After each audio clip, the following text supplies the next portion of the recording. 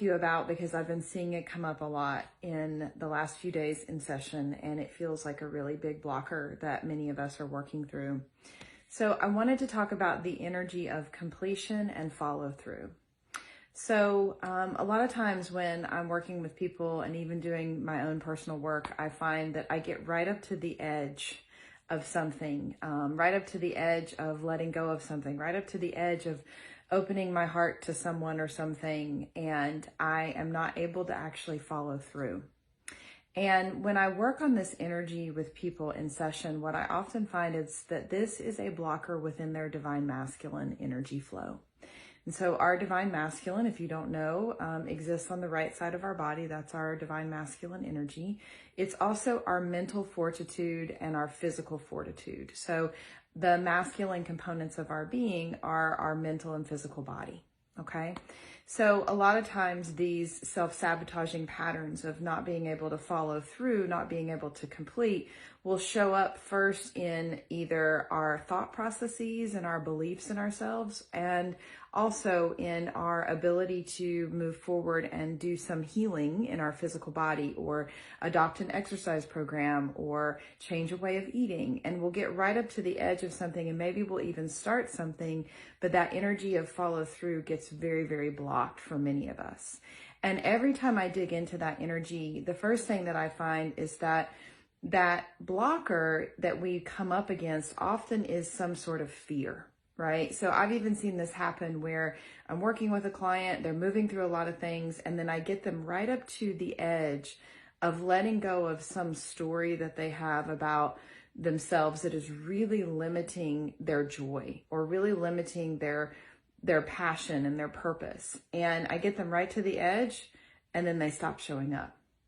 And really what happens is they're afraid, right? There's some sort of fear that comes in and says, oh my gosh, if I let go of this, my whole life might change. If I let go of this way of thinking, or this way of being, or this self-sabotaging pattern, my whole life might shift. I might have to let go of someone in my life. I might have to let go of something in my life that is comfortable to me, even if it's not the best thing for me.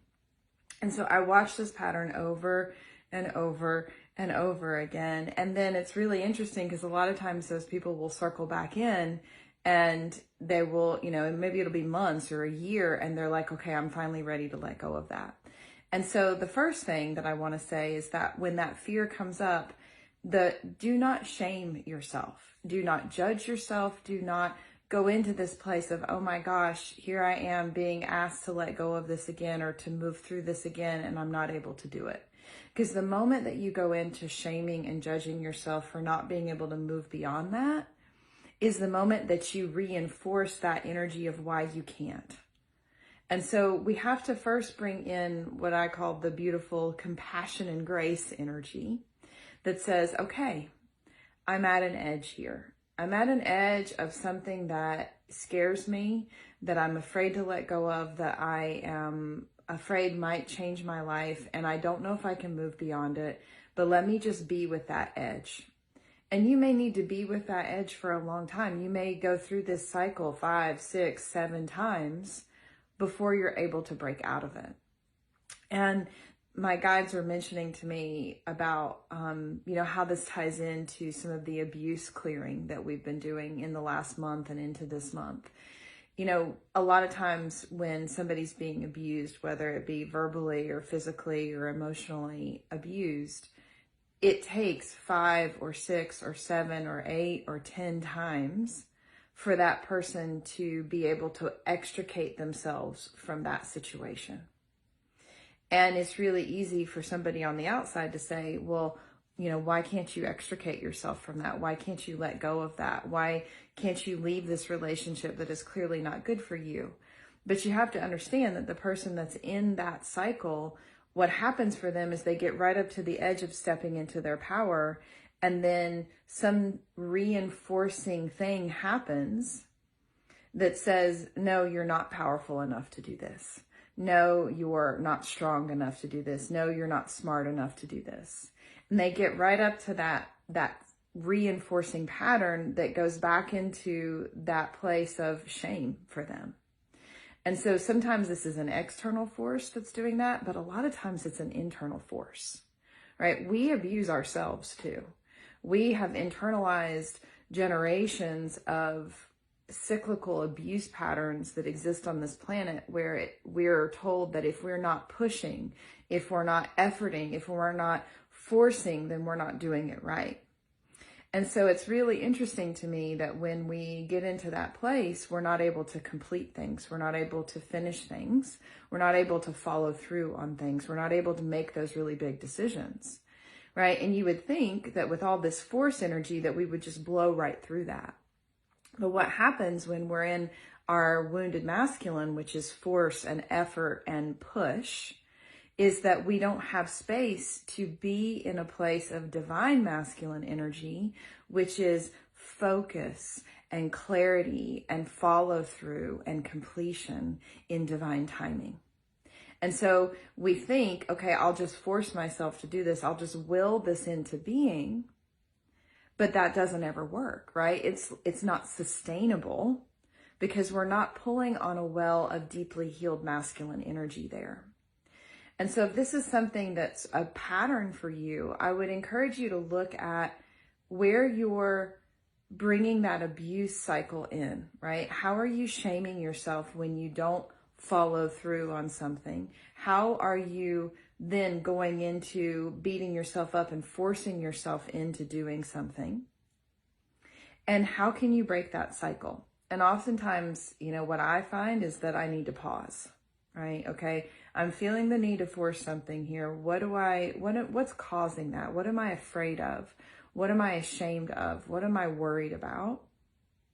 And when I can come into that place of pause and open my heart to myself and bring in loving compassion and say, oh gosh, there's an emotion here that needs to be felt, right? That's me tapping into my feminine. So we think that the masculine parts of us have to be in the lead, right? That our physical and mental bodies have to be in the lead. But ideally, our feminine part is in the lead and giving us an intuitive knowing. And then when that intuitive knowing comes in, the masculine energy comes behind it and we're able to follow through. So my number one piece of guidance for you, if this lack of completion energy is an issue for you and lack of follow through or self-sabotaging patterns, is to work on healing the part of you that doesn't believe in themselves, that doesn't love themselves, to be with that part of you. Now, this could be a wounded child aspect, an inner child aspect. It could be a wounded feminine aspect, a wounded masculine aspect. It doesn't really matter. You don't have to put a label on it. But the number one place to start is by being in compassion with that part of you that's like, I can't do this. I don't believe in myself. And when you bring that compassion in, what you do is you interrupt that story, right? You interrupt that story that says, I'm not able to follow through. I'm not able to complete. I'm not able to finish. I'm not able to stand up for myself. I'm not able to set the boundary, whatever that story is. When you bring the grace and compassion in that says, okay, there's some part of me that isn't able to. How can I love that part in this moment? That's interrupting that energy. That's shifting that abuse pattern, shifting you out of that internal abuse pattern into something that looks much more beneficial for your being. And then I guarantee you, if you lean into that a little bit and you honor, okay, well, actually really what I need is a nap. And as I take that nap, okay, now there's some emotion coming up, right? Now there's some healing happening.